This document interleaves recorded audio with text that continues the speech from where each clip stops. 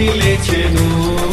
యూదా రాజసింహం యేసు ప్రభువే, యేసు ప్రభువే మృతిని గెలిచి లేచెను. యూదా రాజసింహం తిరిగి లేచెను.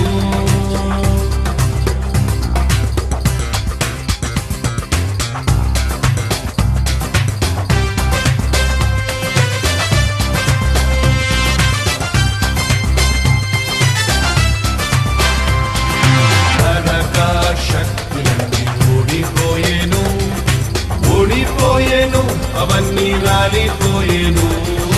నరక శక్తులన్నీ ఓడిపోయేను, ఓడిపోయేను, అవన్నీ రాలిపోయేను. యూదా రాజసింహం తిరిగి లేచెను.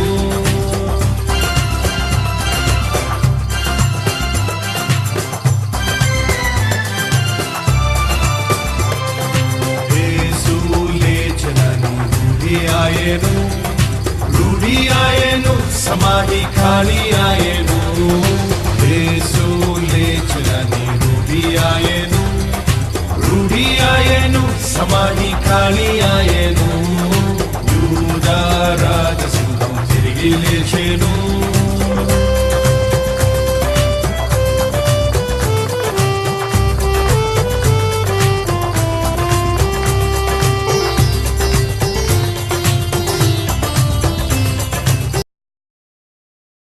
యేసుక్రీస్తు వారి అతి ప్రశస్తమైన నామమున ఈ వీడియో వీక్షిస్తున్న మీ అందరికీ కూడా నా హృదయపూర్వక వందనాలండి. మరలా దేవుడు మిమ్మల్ని కలుసుకోవడానికి ఆయన ఇచ్చినటువంటి ఈ యొక్క అద్భుతమైనటువంటి భాగ్యాన్ని బట్టి ఆయనకే వందనాలు చెల్లించుకుంటున్నా. అదేవిధంగా ఈ వీడియో వీక్షిస్తున్న మీ అందరికీ కూడా ఈస్టర్ శుభాకాంక్షలు, యేసుక్రీస్తు వారి పునరుద్ధాన శుభాకాంక్షలు నేను తెలియజేసుకుంటున్నాను. అది తెలియచేయడానికి ఎంతగానో ఒక దేవుని సేవకునిగా ఎంతగానో సంతోషపడుతున్నాను. యేసుక్రీస్తు వారి మరణము ఎంత ప్రాముఖ్యమైందో ఆయన యొక్క పునరుద్ధానము కూడా అంతే ప్రాముఖ్యమైంది. అయితే మానవుడు చేసేటువంటి ప్రార్థనలకు జవాబులు ఎక్కడ దొరుకుతాయి? అసలు మానవుడు ఏ ప్రార్థన చేస్తున్నాడు? మానవుడు చేసేటువంటి ప్రార్థన ఏంటి? ఆ ప్రార్థనకి జవాబులు ఇచ్చేటువంటి వారు ఎవరు? మానవుడు చేసేటువంటి ప్రార్థన ఏంటంటే అసతోమ సద్గమయ, తమసోమ జ్యోతిర్గమయ, మృత్యోంగ అమృతంగమయ అని ప్రార్థన చేస్తున్నాడు మానవుడు. అయితే ఈ మాటకు అర్థం ఏంటి? అసతోమ సత్యమయ, అసత్యంలో ఉన్న నన్ను సత్యంలోనికి నడిపించు దేవా అని చెప్పి మానవుడు ప్రార్థన చేస్తున్నాడండి. తమసోమ జ్యోతిర్గమయ, చీకటిలో ఉన్నానయ్యా దేవా, నన్ను వెలుగులోనికి నడిపించయ్యా, ఈ చీకటి అంధకారంలో నుంచి నన్ను తప్పించి వెలుగులోనికి నడిపించయ్యా అని చెప్పి మానవుడు ప్రార్థన చేస్తున్నాడండి. అలాగే మృత్యోంగ అమృతంగమయ అని మానవుడు ప్రార్థన చేస్తున్నాడు. అంటే మృత్యోంగ అమృతంగమయ అనేటువంటి మాటకు అర్థం ఏంటంటే, అయ్యా మరణాంధకారంలో ఉన్నానయ్యా, మరణానికి బానిసనైపోయి ఉన్నానయ్యా, నన్ను ఆ యొక్క మరణం నుంచి నన్ను విడిపించి నాకు జీవాన్ని ప్రసాదించుదేవా అని చెప్పి ఒక మానవుడు ప్రార్థన చేస్తున్నాడండి. ఎందుకంటే యేసుక్రీస్తు ప్రభువారు ఈ భూమి మీద ఉన్నప్పుడు చెప్పారు. ఆయన ఏమని చెప్పారు అంటే, నేనే సత్యాన్ని, నేనే సత్యాన్ని ఆయన బోధించారు. అలాగే నేనే వెలుగును. ఆయన ఏమంటున్నారంటే, నాలో నిలిచి ఉండేవాడు ఎవడో వాడు జీవపు వెలుగు కలిగి ఉంటాడు. అయితే ఈ యొక్క శుభ సందర్భాన్న దేవుడు మన కోసం మరణించి తిరిగి లేచినటువంటి దినాన్న దేవుడు మనతో మాట్లాడుతున్నారు. అయితే ఈ యొక్క మాటలు వింటున్నటువంటి ప్రియ సహోదరుడా సహోదరి, నువ్వు ఇంకా కూడా సత్యాన్వేషణలో ఉన్నావేమో, నువ్వు ఇంకా కూడా సత్యాన్ని వెతుకుతున్నావేమో. ఎవరిని పూజించాలి, ఎవరిని ఆరాధించాలి, లేకపోతే ఎవరిని దేవుడిని మొక్కాలి, ఎవరికి నేను మొక్కాలి, ఎవరిని ఆరాధించాలి నా పూర్ణ హృదయంతో అని చెప్పేసి నువ్వు ఇంకా వెతుకులాట కలిగి ఉన్నావేమో, నువ్వు ఇంకా అనుమానాన్ని కలిగి ఉన్నావేమో ఎవరు నిజదేవుడని. అయితే దేవుని సేవకునిగా నేను చెప్తున్నాను, యేసుక్రీస్తు నీ ప్రార్థనలన్నిటికీ కూడా జవాబిచ్చేటువంటి దేవుడు. యేసుక్రీస్తు ప్రభువారు నీ జీవితాన్ని వెలిగించేటువంటి దేవుడు. ఆ దేవుణ్ణి పరిచయం చేయడానికి నేను ఎంతో గర్విస్తున్నాను. అయితే ఈ యొక్క పునరుద్ధానాన్ని మేము ప్రకటిస్తున్నటువంటి ఈ యొక్క పునరుద్ధానం అది నిజమై ఉంది. యేసుక్రీస్తు ప్రభువారు మరణాన్ని జయించి తిరిగి లేచారు. అందుకే అపోస్తులైనటువంటి పౌలు గారు అంటున్నారు, 1 కొరింథీయులకు రాసినటువంటి పత్రిక 15వ అధ్యాయము 3-4 వచనాలు మనం చదువుతున్నట్లయితే, నాకు ఇయ్యబడినటువంటి ఉపదేశమును మొదట మీకు అప్పగించుతిని. అదేమనగా, లేఖనముల ప్రకారము క్రీస్తు మన పాపముల నిమిత్తము మృతి పొందెను, సమాధి చేయబడెను, లేఖనముల ప్రకారము 3వ దినమున లేపబడెను. లేఖనముల ప్రకారం ఆయన ఏమయ్యాడండి? మృతి పొందాడు, అలాగే సమాధి చేయబడ్డాడు. 3వ దినాన్ని కూడా ఆయన ఏమయ్యారు? తిరిగి లేపబడ్డారు. ఈ వార్తను చెప్పడానికి నేను ఎంతో సంతోషిస్తున్నాను. ఎందుకంటే నా దేవుడు మృతిని గెలిచిన దేవుడు, నా దేవుడు మృత్యుంజయుడు. నా దేవుడు మృతిని గెలిచాడు కాబట్టి ఈ బైబిల్లో రాయించాడు ఆయన. మృతిని గెలిచిన దేవుడు నీ జీవితాన్ని కూడా వెలిగించగలడు ఆయన. అయితే ఈ యొక్క మాటలు చెప్తున్నటువంటి పౌలు గారు ఎటువంటి వ్యక్తి అంటే, ఈ క్రైస్తవులటువంటి పేరు ఎప్పుడైతే విన్నాడో ఆయన, ఇదివరకు పౌలు సౌలుగా ఉన్నప్పుడు క్రైస్తవులు అంటే కిట్టేది కాదు. క్రైస్తవులందరినీ కూడా హతమార్చేటువంటి వ్యక్తిని దేవుడు దమస్కు గేటు దగ్గర ఆయన యొక్క దర్శనాన్ని ఎప్పుడైతే ఆయన పౌలు గారికి చూపించాడో, ఆ సౌలు కాస్త పౌలుగా మారి దేవుని కోసం అద్భుతమైనటువంటి సువార్తను ప్రకటించాడు. ఆ పౌలు గారి కొరింథీయులకు రాసినటువంటి పత్రికలు అంటున్నాడు అన్నమాట, లేఖనముల ప్రకారము యేసుక్రీస్తు ప్రభువారు మృతి పొందారు, సమాధి చేయబడ్డారు. లేఖనముల ప్రకారం 3వ దినాన్ని ఏం చేశారు? ఆయన తిరిగి లేపబడ్డారు. అయితే ఒకవేళ ఇప్పుడు యేసుక్రీస్తు ప్రభువారి మీద అనేకులు బురద చల్లడానికి ప్రయత్నిస్తున్నారు. అనేక మంది యేసుక్రీస్తు ప్రభువారు పునరుద్ధానం కాలేదు, యేసుక్రీస్తు వారు మరణించి తిరిగి లేవలేదు అని చెప్పేసి అనేక మంది బైబిల్ మీద బురద చల్లటానికి ప్రయత్నిస్తున్నారు. అయితే ఈ యొక్క మాటల్ని ఇంకా కూడా ఈ కాలం క్రీస్తు శకం 1వ శతాబ్దంలోనే ప్రతి ఒక్కరు కూడా రోమ సామ్రాజ్యపు చక్రవర్తులు కానీ, రోమా సైనికులు కానీ ప్రతి ఒక్కరు కూడా మరణాన్ని, ఈ యొక్క క్రైస్తవ్యాన్ని ఏం చేయాలంటే రూపుమాపాలని ఎంతగానో ప్రయత్నించారండి.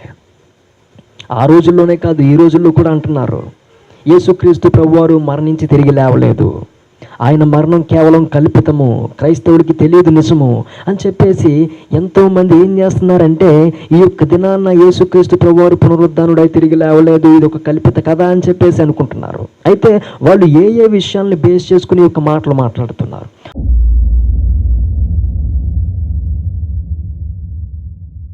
రాంగ్ టోంబ్ అనేటువంటి కాన్సెప్ట్ని తీసుకొచ్చాడు. ఎవరు అంటే క్రిసోప్లేక్ అనేటువంటి వ్యక్తి ఈ యొక్క కాన్సెప్ట్ని తీసుకొచ్చాడు. అంటే దీనికి అర్థం ఏంటంటే తప్పుడు సమాధి.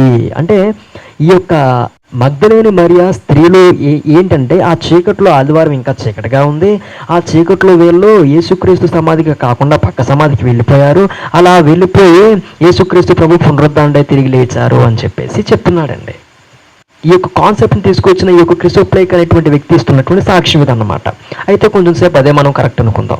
చీకట్లో వెళ్ళిపోయారు కాబట్టి ఖాళీ సమాధి, వేరే యొక్క సమాధిలోకి వెళ్ళిపోయారు, అది ఖాళీగా ఉంది, దాంట్లో యేసుక్రీస్తు ప్రభువారు లేరు అనుకుందాం. అయితే ఈ యొక్క స్త్రీలు ఏం చేశారంటే శిష్యులైనటువంటి వారికి చెప్పారన్నమాట, వచ్చి అయ్యా ఇలా సమాధి ఖాళీగా ఉంది, అక్కడున్న దూత చెప్పింది సజీవుడైనటువంటి వారిని మీరు ఎందుకు ప్రతుల్లో ఎత్తుకుతున్నారు, ఆయన ఇక్కడ లేడు, ఆయన లేచి ఉన్నాడు అని చెప్తున్నారు.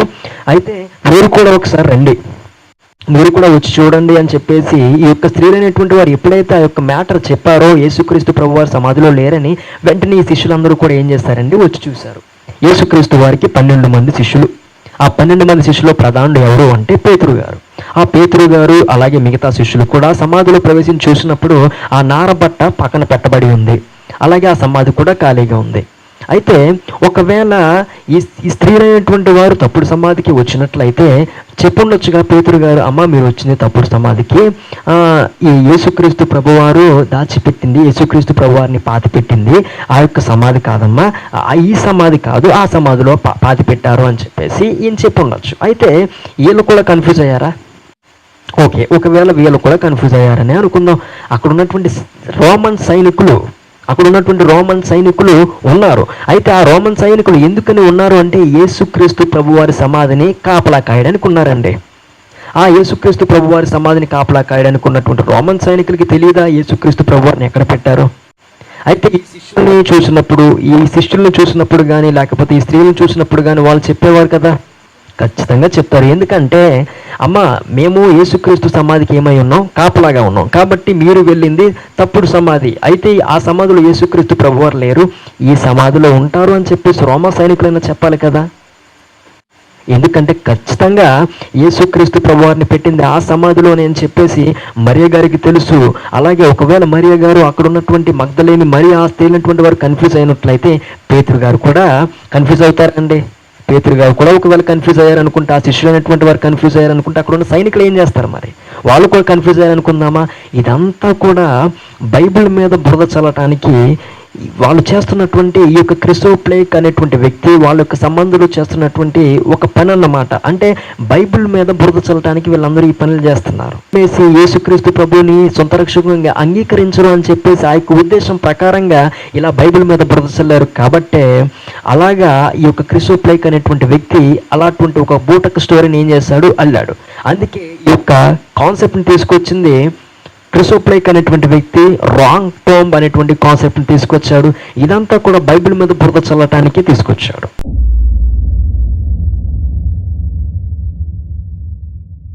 రెండవది ఏంటంటే హెలోజినేషన్. హెలోజినేషన్ అంటే అర్థం భ్రమ, అంటే లేనిది ఉన్నట్టుగా ఊహించుకోవడం అన్నమాట. ఈ హెలోజినేషన్ ఎందుకు వచ్చింది అంటే ఆ శిష్యులైనటువంటి వారందరూ కూడా, ఆ స్త్రీలైనటువంటి వారందరూ కూడా యేసుక్రీస్తు అంటే బాగా ప్రేమ.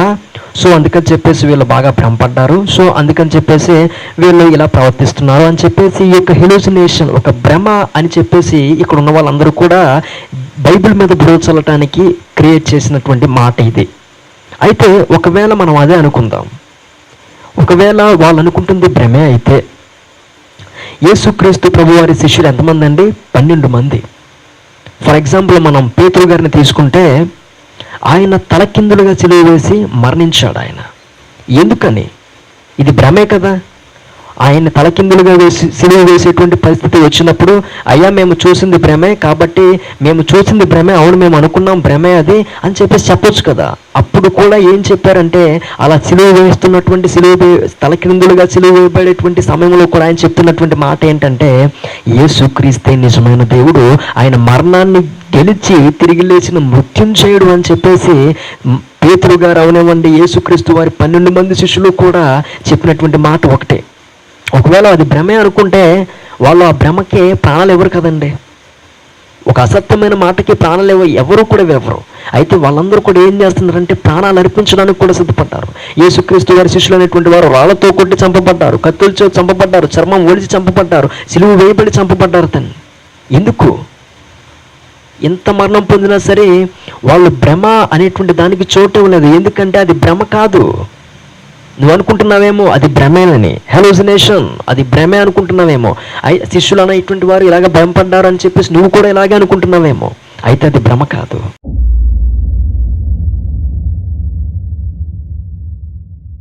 మూడవదిగా ఏంటంటే షూన్ థియరీ. అయితే ఈ థియరీ కూడా ఫెయిల్ అయింది. అయితే ఈ థియరీ అర్థం ఏంటంటే యేసుక్రీస్తు ప్రభువారంట శిలువ మీద శిలువ మీద సోతపు పడిపోయారంట. ఇదంత దౌర్భాగ్యం అండి. ఆయన 39 కొరడా దెబ్బలు తిని, ఆయన చేతుల్లోనూ కాళ్ళలోనూ మేకులు దిగ్గొట్టబడి, బల్లెపు పోటు పొడిపించుకొని, ఆ బల్లెపు పోటు ఆయన పక్కలో బల్లెపు పోటు పొడిచినప్పుడు అది ఆయన గుండెకు వచ్చి తగిలిందండి. ఈ దెబ్బలు తిని ఇంత పరిస్థితులు ఉండి కూడా అంట ఆయన శిలువ మీద స్ఫోటకు పడిపోయారంట. అయితే మన భారతదేశంలో ఉన్నటువంటి వారు చెప్పేటువంటిది ఏంటంటే యేసుక్రీస్తు ప్రభువారు శిలువ మీద స్ఫోటకు పడిపోయలేదు, శిలువ మీద యోగా చేశారంట. ఇది ఎక్కడ దౌర్భాగ్యం అండి. ఆయన చెప్తున్నారు, ఏమని చెప్తున్నారు అంటే ఆయన భూమి మీద సజీవుడిగా ఉన్నప్పుడు చెప్తున్నటువంటి మాట ఏంటంటే యోహాను రాసినటువంటి సువార్త 10వ అధ్యాయం 11వ వచనం సెలవిస్తుంది, మంచి కాపరి తన గొర్రెల కొరకు ప్రాణం పెట్టును. అలాగే మార్కు సువార్త 10వ అధ్యాయం 45వ వచనం సెలవిస్తుంది, మనుష్య కుమారుడు పరిచారము చేయుటకును అనేకులకు ప్రతిగా విమోచన క్రయదముగా తన ప్రాణం ఇచ్చుటకు వచ్చుననెను. ఈయనే దేవుడై ఉండి దేవుడి యొక్క భూమి మీద పుట్టి సకల పాప పరిహారార్థము కూడా సకల మానవులు చేసినటువంటి ప్రతి పాపము నుంచి కూడా నేను మీకు విడుదల ఇవ్వటానికి నా ప్రాణాన్ని అర్పించడానికి వచ్చాను అని చెప్పి ఈయన చెప్తుంటే వీళ్ళు చెప్పేది ఏంటంటే ఆయన స్పృహ తప్పి పడిపోయాడు, లేకపోతే యోగా చేశాడు, లేకపోతే ఇదంతా అబద్ధం అని చెప్పేసి బైబిల్ మీద బురద చల్లటానికి ప్రతి ఒక్కరు కూడా ఏం చేస్తున్నారండి, ప్రయత్నిస్తున్నారు. ఇది తప్పు. ఆయన ఏ యోగా చేయలేదు. ఆయన దేవుడు ఉండి ఈ భూమి మీద ఉన్నప్పుడు పలికాడు, ఆయన ప్రాణం ఇస్తాకే వచ్చానని చెప్పి, ప్రాణం ఇస్తాకే వచ్చాడని చెప్పాడు. కాబట్టి ఆయన ప్రాణం ఇచ్చాడు ప్రతి ఒక్క మనిషి గురించి ప్రాణం ఇచ్చి 3వ దినాన మృత్యుంజయుడు తిరిగి లేచాడు. ఆయన చెప్పి చేయకుండా ఉండేటువంటి దేవుడు కాదు ఆయన. నా దేవుడు న్యాయవంతుడు, ఆయన నిర్దోషి. అందుకే హెబ్రీయులకు రాసినటువంటి పత్రిక 7వ అధ్యాయం 26వ వచనం ఈ విధంగా సెలవిస్తుంది, పవిత్రుడును నిర్దోషి నిష్కల్మషుడును పాపుల్లో చేరక ప్రత్యేకముగా ఉన్నవాడు. మన దేవుడు నిర్దోషి నిష్కల్మషుడు. ఆయన ఏ మాట అయితే చెప్పాడో దాన్ని నెరవేర్చడానికి ఆయన ఈ భూమి మీదకి వచ్చాడు. ఈ భూమి మీదకి వచ్చి ప్రాణం ఇస్తానని చెప్పాడు. ఆయన ప్రాణం ఇచ్చాడు. అంతేగాని యోగా చేసి తప్పించుకోవడానికి ఆయన ఎప్పుడూ కూడా అలా యోగాలు చేసి ఎలా తప్పించుకోవాలని చెప్పేసి తప్పించుకోవడానికి దారులు వెతికేటువంటి దేవుడు కాదు నా దేవుడు.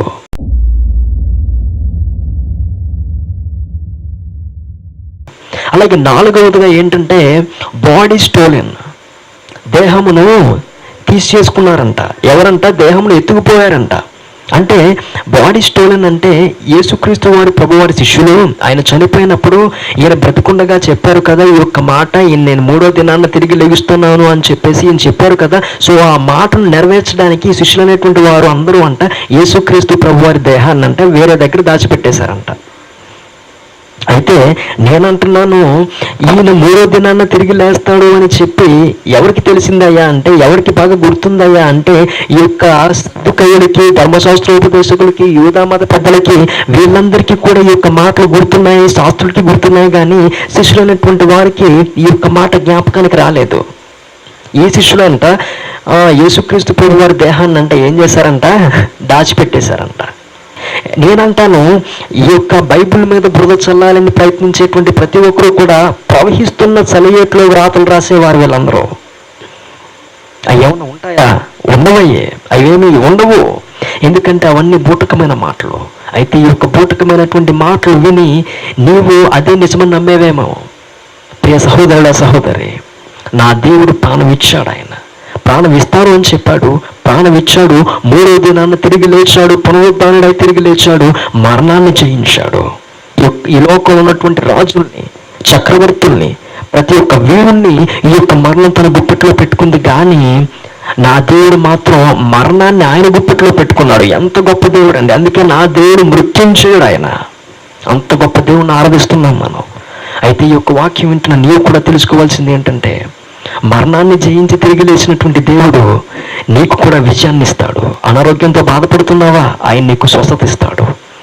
ప్రతి సమస్యలు నీకే వస్తున్నాయా? ప్రతి కష్టంలో బాధపడుతున్నావా? కష్టాల్లో ఉండి, నష్టాల్లో ఉండి, ఇరుకుల్లో ఉండి, ఇబ్బందుల్లో ఉండి నన్ను ఎవరు విడిపించగలరు? ఈ యొక్క కష్టాల నుంచి, ఈ యొక్క ఇబ్బందుల నుంచి నేను పడుతున్నటువంటి బాధ నేను ఎవరితో చెప్పుకోవాలని చెప్పేసి ఆ యొక్క బాధతో ఈ యొక్క వీడియో చూస్తున్నావా? అయితే దేవుడు నీతోనే మాట్లాడుతున్నాడు. నేను మరణాన్ని జయించి తిరిగి లేచాను. నీకు కూడా ఆ బాధల నుంచి, ఆ యొక్క అనారోగ్యం నుంచి నీకు స్వస్థతనిచ్చి, నీ జీవితాన్ని వెలిగించి నీకు నిత్య జీవితాన్ని, పరలోక రాజ్యాన్ని మనం ఆశపడుతున్నాడు. తల వంచండి, ప్రార్థన చేసుకుందాం. మహాపరిశుద్ధుని ప్రేమగలిగిన మా తండ్రి, యేసయ్య జీవాధిపతి, మీకు వందనాలు, స్తోత్రాలు చెల్లించుకుంటున్నాను. ఆయన మా కోసం మరణించి 3వ దినాన మృత్యుంజయుడై తిరిగి లేచిన దేవుడా, మీకు వందనాలు తండ్రి. అయ్యా, ఎంతమంది అయితే ఈ యొక్క వాక్యాన్ని విన్నారో వాళ్ళందరినీ బలపరచండి తండ్రి. వాళ్ళందరికీ సత్యాన్ని తెలియచేయండి తండ్రి. సత్యమును మీరుగా తెలియచేయండి తండ్రి. అయ్యా, మీరుగా సహాయం చేయమని ప్రార్థన చేసుకుంటున్నాను తండ్రి. ఎంతమంది అయితే ఇప్పటివరకు ఆ యొక్క అనుమానంలో ఉన్నారో తండ్రి, వాళ్ళందరినీ ఆ యొక్క అనుమానం నుంచి తీసివేసి, నీ దేవుడు నీ కోసం ప్రాణం ఇచ్చి 3వ దినాన తిరిగి లేచాడు అనేటువంటి ఆ యొక్క నమ్మకాన్ని, విశ్వాసాన్ని వాళ్ళందరిలో పుట్టించి, ఈ వాక్యం ఎంతమంది చూసారో వాళ్ళందరినీ రక్షించి బలపరచమని ప్రార్థన చేసుకుంటూ, మా కోసం మరణించి 3వ దినాన మా కోసం సజీవంగా తిరిగి లేచిన దేవుడు వందనాలు చెల్లించుకుంటున్నామయ్యా. దేవా, మీకు స్తోత్రాలు చెల్లించుకుంటూ జయ జీవితాన్ని మాకు దయచేయమని ప్రార్థన చేసుకుంటూ, నజరేయుడైన యేసుక్రీస్తు నామమున ప్రార్థన బతిమాలి వేయించున్నాను తండ్రి. ఆమేన్.